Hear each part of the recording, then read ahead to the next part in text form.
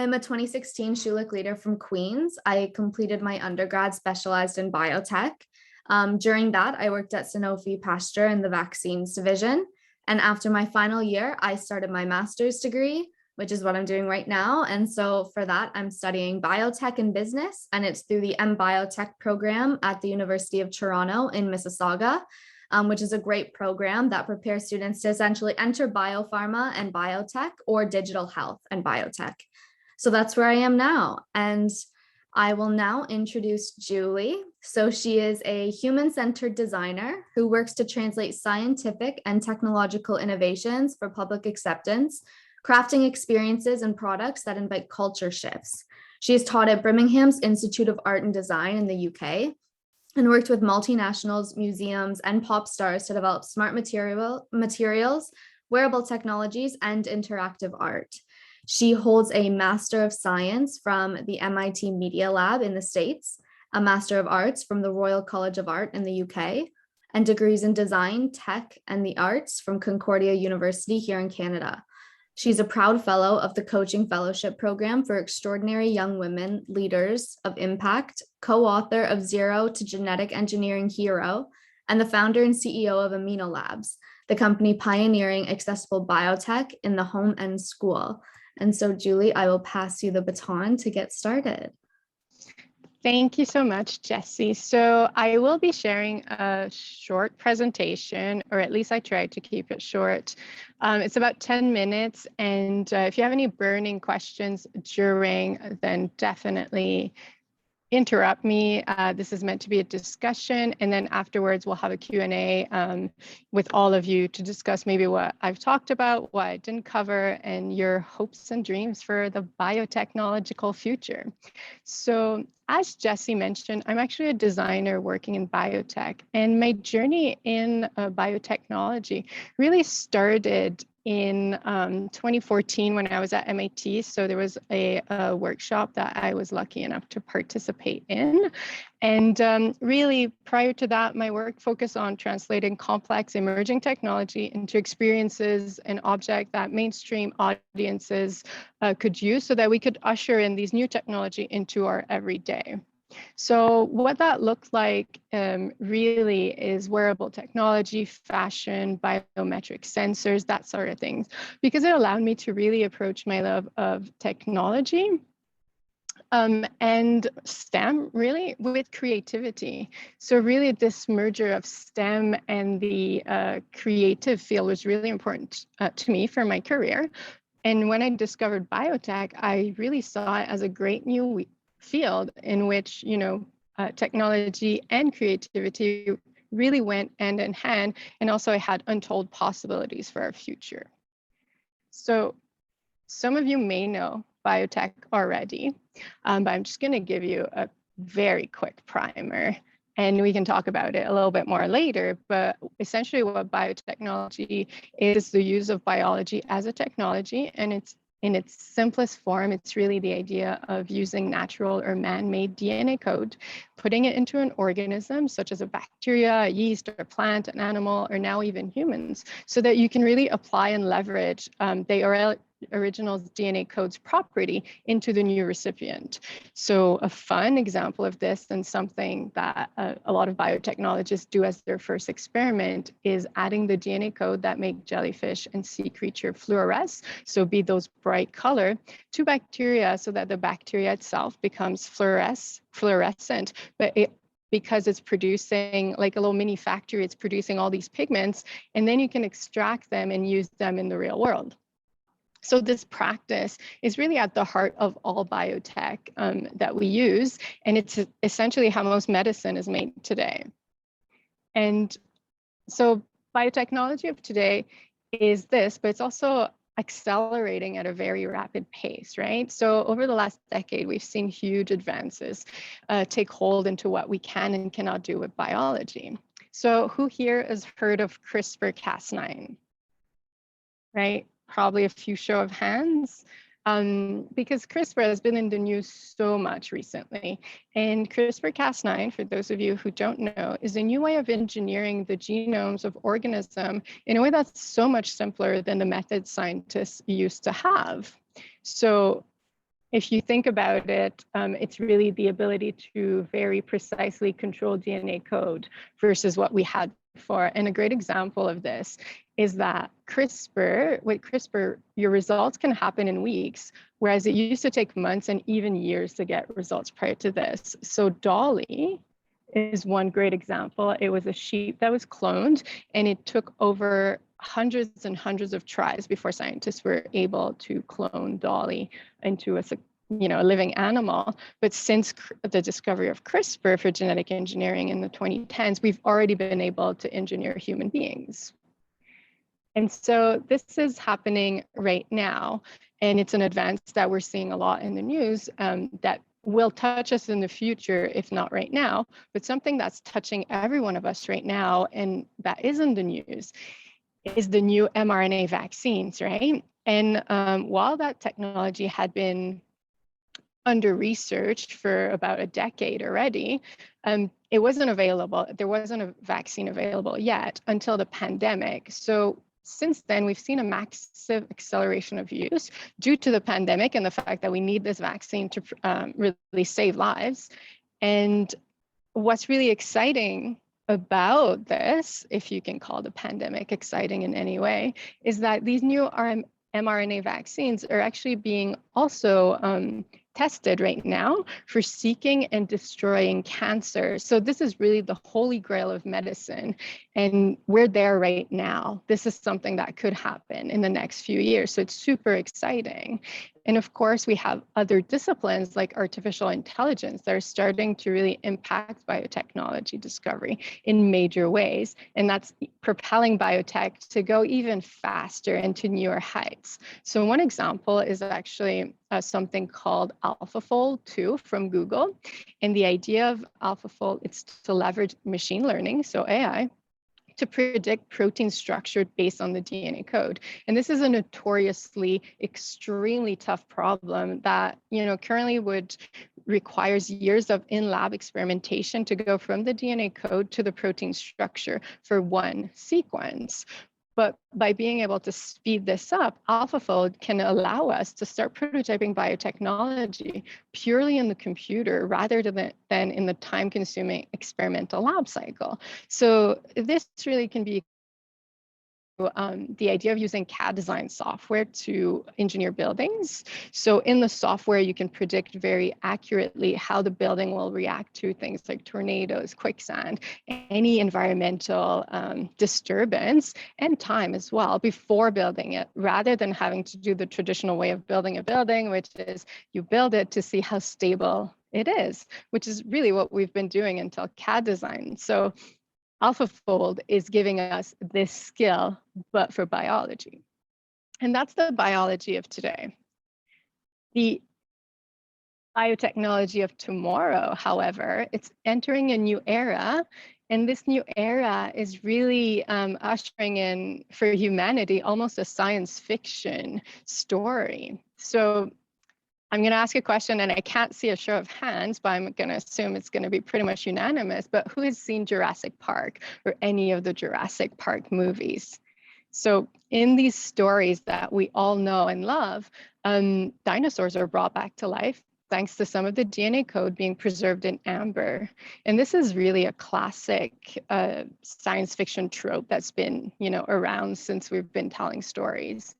And this idea of bringing back extinct animals to life is actually called de-extinction. And right now, since the 2010s, it's a real scientific practice. It's no longer fiction. It's happening in the real world. And so some labs are currently working on bringing back the woolly mammoth to life. And that means that you and I, possibly someday soon, could go to a prehistoric Jurassic Park where these great creatures roam, despite the fact that their environment doesn't exist anymore and their food cycle doesn't exist anymore. And you would think that thanks to Jurassic Park, we'd have learned a thing or two, but it doesn't look like it. So while we're looking at our woolly mammoths in this world of tomorrow at this Jurassic Park, we're probably going to want some snacks, right? And our food will also have changed. it's very likely that the burgers and milkshake that we eat in this future will have been grown in a petri dish, because scientists and startups are already working in the field of cellular agriculture, which is essentially the idea of taking the DNA code that creates meat or milk or egg or any protein that we love to eat, and really having bacteria grow that substance without ever needing the livestock. So this is really important because we know from climate change studies that livestock has a massive negative impact on the planet. And that one small thing that we can all already do to help is to cut down or cut out our meat eating entirely. So by brewing up animal product substitute, these cellular agriculture biotechnologists are already helping solve one of the biggest problems before us without really asking the entirety of humanity to change its behavior. So in this future of biotech, we have cultured meat that's grown in a petri dish, and we're looking at the extinct animal. So what are we wearing in this world? And I'm sure you can guess we're not wearing the clothes of today, right? So the fashion world of today is actually the second most polluting industry that we have on Earth. It's right behind oil, which is very, very crazy almost to know that fashion has this much negative impact. And that's not to mention the negative impact that it has on the health and lives of people who work in fashion. So in the industry, in manufacturing and dyeing those garments, it's actually very dangerous. So in the world of tomorrow, we'll be wearing lab-grown leathers and dyes. We'll be wearing garments woven from spider silk, and even clothes that can react and improve our bodies thanks to functional microorganism. And so today, companies in New York, they're already growing fabric using yeast and bacteria. And it's actually the same yeast and bacteria that you can drink in kombucha. So it's very natural organisms.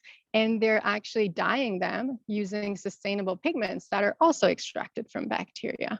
So that means that these fabric can actually be grown into the shape you want them to, and they can be recycled and upcycled almost indefinitely without leaving a trace. These fabrics are being taken further with the idea of using organisms that change shape when subjected to heat.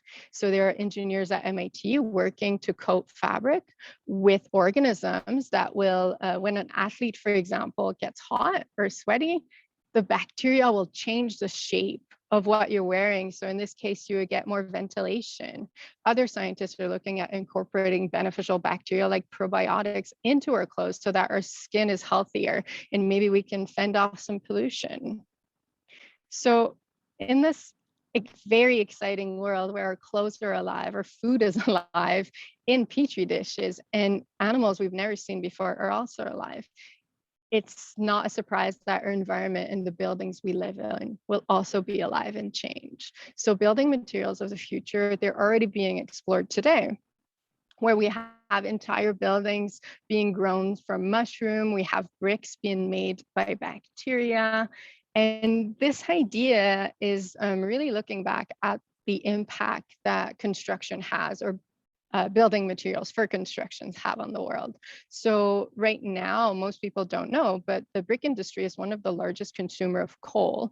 It burns 375 billion tons of coal per year. It makes them one of the largest stationary source of black carbon. And they actually account for 3% of all carbon dioxide emission in the atmosphere every year. So scientists and engineers, knowing this fact, went and looked around in the environment to see if there was any way to sort of mitigate this problem. And they found an organism that can, a series of organisms that they can actually glue sand particulates together naturally. And that's what they do in the environment. And so they were able to leverage and tweak that technology to actually make bricks and concrete that is grown from bacteria. And what's really exciting about this, aside from the fact that actually you don't get all these toxic emanation, is that this is self-repairing material. Because it's alive, the bacteria are able to repair the surfaces that they're being used on. So if we imagine all the road work and all the pollution that comes from that, in the future, we might have roads and buildings that can self-repair. And so these are a very, very quick overview of some of the innovations that really inspired me when I started in biotech. when I saw what was being done by scientists, by designers and artists and engineers and obvious, because really right now and in the future, biotechnology won't be just for scientists and just for medicine. It's going to be beyond that. So traditionally, when we think of biotechnology jobs and careers, we think of genetic engineering in healthcare and agriculture. We think of biomanufacturing technicians in industrial biotech, right? Creating enzymes and maybe dyes that we can use on our industrial products. But in the future, in the new era of biotech, where we can create products and when our food is grown from it, it means that we're going to go beyond these traditional roles into scientists in the lab, but also policymakers and investors, product designers, food service, authors, educators. Everyone's going to have to know a little bit of biotech, either to leverage it or to explain it to others and make informed decision. Because in the world of tomorrow, which is actually not that far off, everyone's career will be touched by biotechnology in one way or another. And so this biotechnology of tomorrow, what does that mean for you as you're starting out your careers, right? It doesn't mean that you need to become a biotechnologist. It just means that it's time for you to learn some of the skills and learn some of the concepts so that you can help find solution, make informed decision, and maybe even create the startups of tomorrow that will be the next bio Apple and bio Microsoft of the future, right? Because right now, tech is growing extremely fast, and we're really at the same stage that we were with computing in the 80s and 90s. And maybe you can talk to some of your parents or adults in your life about this. But in the 1980s, it wasn't really known that everyone would have to learn how to use a computer. No one was able to tell this. But today we know that it's very important for everyone to know how to use some digital technology, no matter what they do as a job, what age they are, or even just for their play, right? We all use our computer to stay in touch, to stay in contact with our friends in the pandemic and now, and to play video games. So in the future, this will be true of biotech in one shape or form or another. And because we're in this very exciting early stage, it means the future is really up to you. You can be the next bio Apple or the next startup of the future, because what you and I are choosing to do today with biotechnology is really going to shape what the world will become in the next few years and for the rest of humanity. So good luck to all of you, and I hope we can discuss this. Thank you. Thank you so much, Julie. Okay, so if anybody has any questions, we have about 4 minutes, maybe even 3, so you can just throw your hand up. And in the meantime, oh, I think we do have a hand raised. Okay, you're welcome to ask your question. Just double checking to see if you guys can hear me. Yeah. Yep. Awesome. Yeah. Thank you so much for the lovely presentation. I really enjoyed it. In the presentation, you talked about how in the world of tomorrow, everyone's careers will be touched by biotech in some way. And so just based on your own experiences, how soon do you think this world of tomorrow will be? So it's already happening. So we're seeing designers and artists actually work in big biotech companies, and we're also seeing engineers, because not only do you need to engineer the organism, but you need to engineer machines in which they'll grow, right? The incubators, the brewers, and all of that. So it's already happening a little bit. We saw from a capital venture person earlier in the main room, and they need to know a little bit about biotech already if they want to invest in the right companies. So it's starting to happen a little bit, but I think like a big impact is still 15, 20 years away. But that means for you in terms of your career, it's happening sooner rather than later, right? Yeah, thank you so much. Thank you. Thank you for the question. We have a question in the chat. The question is from Celine, and it is, how can we get involved as engineers in the biotech space?